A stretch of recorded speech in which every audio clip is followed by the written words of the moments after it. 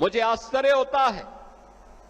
मैं कल समाजवादी पार्टी के अध्यक्ष श्री अखिलेश यादव जी का एक बयान पढ़ रहा था। वो कह रहे थे कि उनकी सरकार आएगी तो अयोध्या को धार्मिक नगरी बनाएगी। अरे आप क्या धार्मिक नगरी बनाएंगे? आपने तो अपना इतिहास देखिए, राम भक्तों पर गोली आप ही के लोगों ने चलाई थी, आप ही की सरकार ने चलाई थी, समाजवादी पार्टी की सरकार ने। आज जब राम भक्तों के परिश्रम और पुरुषार्थ से प्रधानमंत्री मोदी जी के नेतृत्व में अयोध्या अब त्रेता युग का स्मरण करा रही है, तो आपके मुंह में भी पानी आने लग गया है।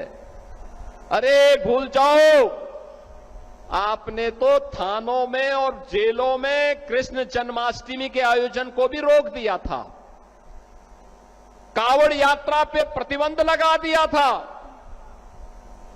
जो आज जब हमारे जनप्रतिनिधि कह रहे थे ना कि हाथरस में 22 से ज्यादा मंदिरों का सुंदरीकरण हुआ, क्या ये समाजवादी पार्टी के समय में संभव था? क्या उनके समय में नहीं था, क्योंकि उस समय ये पैसा कब्रिस्तान की बाउंड्री वाल के लिए जाता था और वही तो हमने मंदिरों की तरफ डाइवर्ट किया है।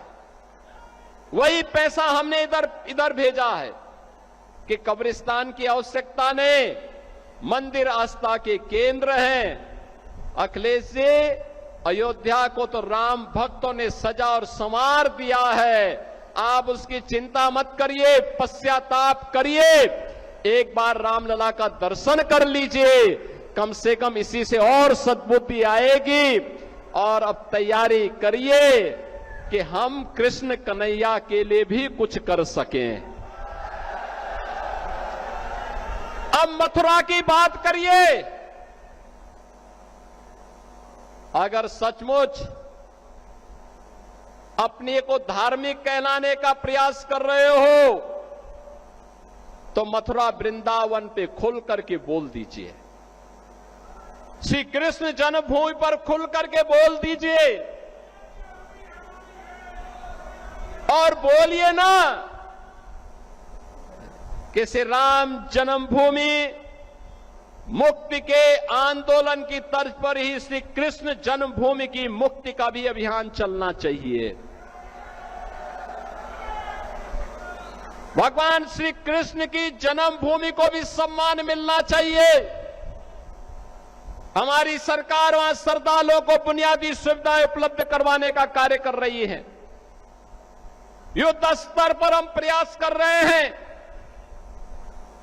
लेकिन आप में हिम्मत नहीं, क्योंकि आप तो मुल्ला और मौलवियों के सामने घुटने टेकने के सिवाय आपके पास कोई ऐसा एजेंडा नहीं जो प्रदेश के विकास के लिए हो, अयोध्या, मथुरा या काशी के उत्थान के लिए हो, उनकी पहचान को, पौराणिक पहचान को बनाए रखने के लिए हो।